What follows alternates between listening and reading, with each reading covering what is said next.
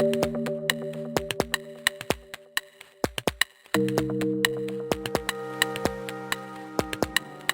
and welcome to Bible Talks with Grace Unfolds. I'm Reggie. I'm Neeti. And today we're going to talk about a very important topic, a gift from God. And this particular gift has multiple features, but I believe that we as Christians underutilize the most. So we're going to talk about and look into all of those features. So stay with us and stick with us till the end so that you get the whole concept and how to use this powerfully. And that's nothing and none other than faith. Now, faith and belief go hand in hand. If I say I believe, I say I have faith.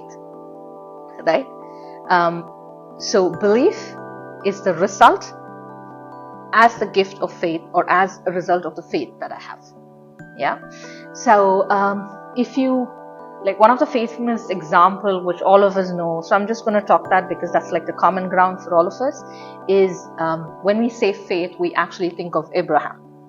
When God told Abraham, go to the land I'll show you and I will make you prosperous.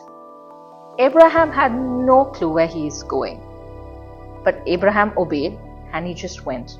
Why? Because God said he is going to take to a land and he's going to make him prosperous. Because he believed in God and in faith, he went.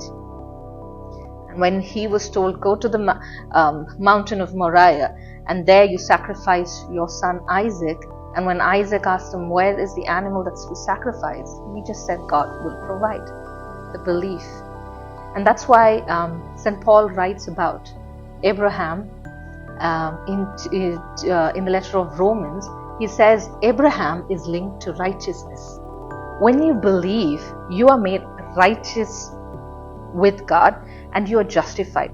So the question which you and I ask is, so what does righteous or what does being justified mean?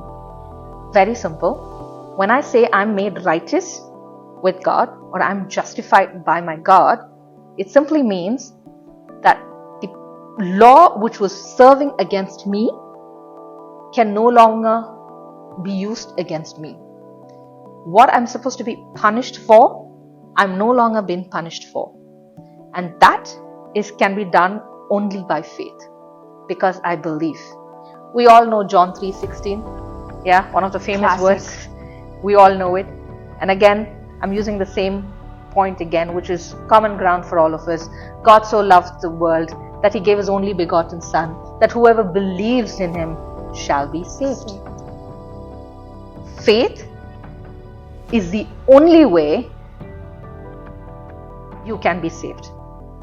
Unless you believe, you cannot be saved. And Jesus himself says about this in the Gospel of John, unless you believe in me and get baptized, you're not going to be saved. Right? So faith is directly linked and the only way where you can actually be saved. Correct? So that is how important faith is. And Bible clearly says it is very impossible to please God unless you have faith.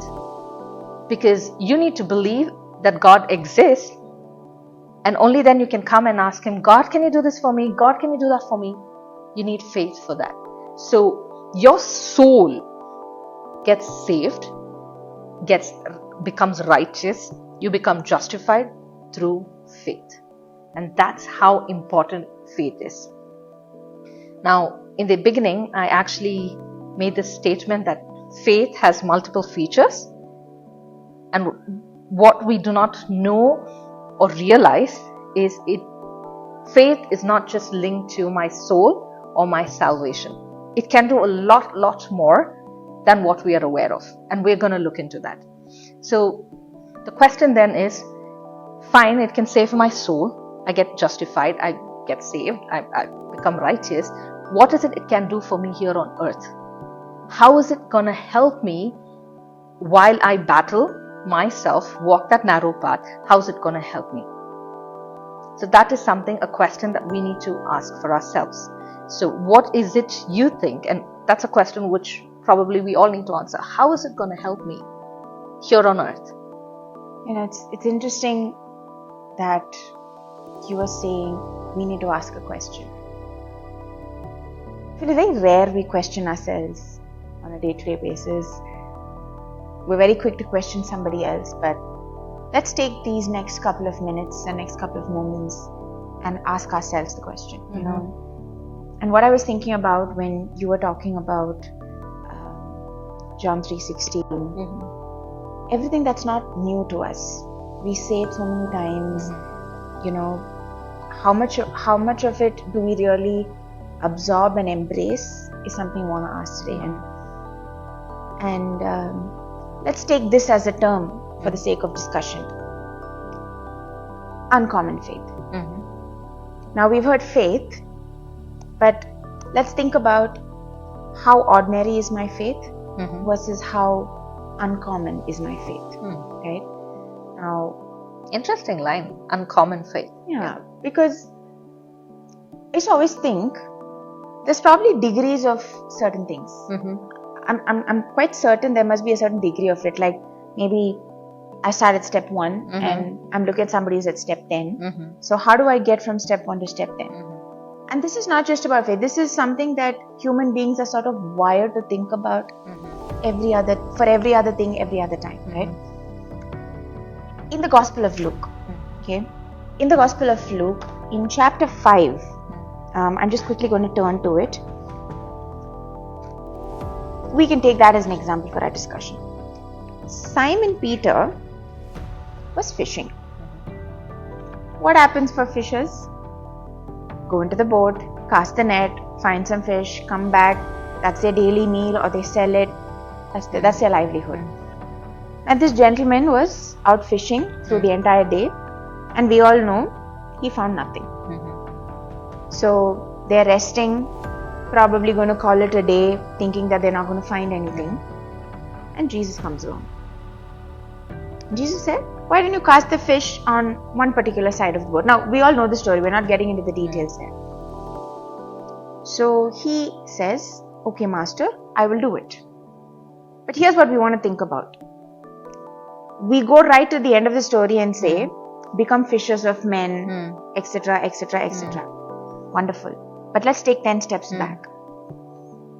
When God said cast the net on the particular side of the boat, Simon Peter went reluctantly.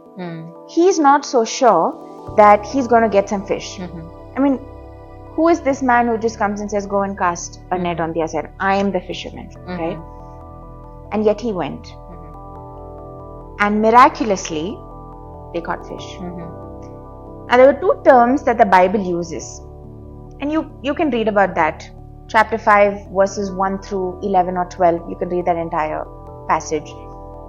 When he reluctantly went and he said, Master, I will do that. The term he used is master. Let's spend a second on that. Master would translate to someone in authority. Someone who's at a higher status than I am. Someone who I need to report to. I have an obligation. Not out of my own free will. That's just the relationship. That's it. But when he caught the fish, the master changed to Lord. And Lord equals owner. Owner of our life, owner of everything that you are, owner of everything that you ever will be. Why did we talk about this particular passage now? The transition from master to owner is something we can think of an uncommon faith. In the ordinary faith that Simon Peter had, he said, okay, he's telling me to go through the net, I'll go do it. I'll see what happens. It's a maybe, maybe not. Now here's another point. In that same situation, let's put ourselves there. Simon Peter is not going to be affected by anything. No detrimental, physical, negative impact on him in any way. He just has to go do it. If he does it, he gets something great. If he doesn't get something, okay, fine, so be it. He calls it a day. He calls it a day. Ordinary faith. I don't know who you are. You tell me to go do this. I'm doing it. We'll see what happens. I'm in the gray area. But God wants us to have uncommon faith. There is no gray area. You either believe, like you said beautifully in the beginning, or you don't believe. And that was Simon Peter's transition from master to Lord. Most often than not, we want somebody always around us, giving us that extra nudge, pushing us to believe that it's okay, it'll happen. Don't worry, just pray, it will happen. True. We're used to that so much that nowadays it's probably lost the weight that it has, not supposed to carry, right? But when Simon Peter came back with so much of fish, his life changed. Fishing was his job, and he did it. He got a result out of it. Now, what is his next step is a question we want to ask ourselves. What amount of my faith has increased? Am I obeying because I have to or because I want to? In a sense, if I have to put that into a nutshell, that's an important point that you said. Am I obeying because I want to, or should I do it because I have to? Yeah. Big difference. Because want and have. If you think about it, I can want to surrender, I can have to surrender. To a master, I have to surrender. Correct. To a Lord, He is my Lord. I am because of Him, right? No limits, no obedience because it works for me, no surrender because I'm all right in these areas, so let's just go ahead and surrender. Complete surrender without any limits, complete obedience fully to the Lord. Not partially, a certain percentage, my percentage fluctuates up and down. I think that's a question we want to answer today, right? Because my faith is going to keep going up and down, and I can either acknowledge it or I can ignore it. So that's what I thought about when you were talking about why faith is important for salvation. Correct. I pray and I believe, but what's going to lead me to it is my choice. Correct. Not somebody told me and then I'm just going with the flow. When you're saying this, the one thing which actually came up in front is faith defies logic. You cannot believe God or work with God or be in God, be the child of God or any relationship with God with logic. Because faith is that element which sees an uncertain thing, which you are certain of. It is a hope that you have and believe in that uncertain thing, which you know is there for sure. Yeah. Now, we all said, right? We all believe that Jesus died and rose on the third day. Question which I can easily ask you or you is, were you there? Were you there when how do you know that Jesus rose from the dead? Yet you believe.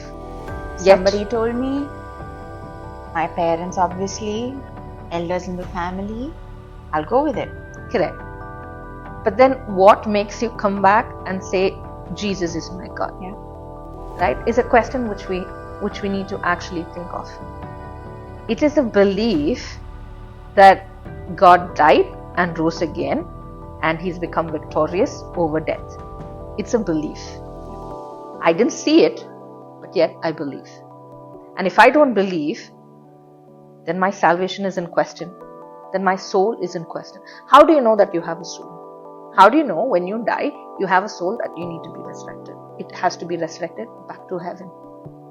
That is belief. And that is where salvation is. And faith defies logic. To your question, how do we believe, right? What I just thought about was, how do you feel when you look at an old, say, banyan tree? Or, I don't know if, I'm sure some of you, if not all of you, have probably heard about it, those redwood forests in California. Okay. I haven't been there, but yeah, go ahead. Totally Google it. Those are some of the oldest trees in the world. And those trees are like super long. Like a human being would be so much, and the tree is like running into meters up into the sky. What do you feel when if you were to imagine yourself there, what would you feel? You feel very little. You feel very, I'm standing in some awestruck moment and I'm just like a small, like dust there. Correct. And let's say in India, you look at a banyan tree. Of course, more openly available trees here is banyan tree. It's like how the roots are so stuck deep in, you can't just nip it out from the bud.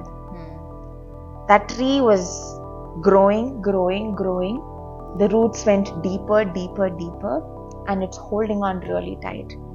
No matter the storm, no matter a flood, no matter what, it's gonna hold on. True. Right? So when you were asking a question about soul and body, mind, how do you know that this is what it is?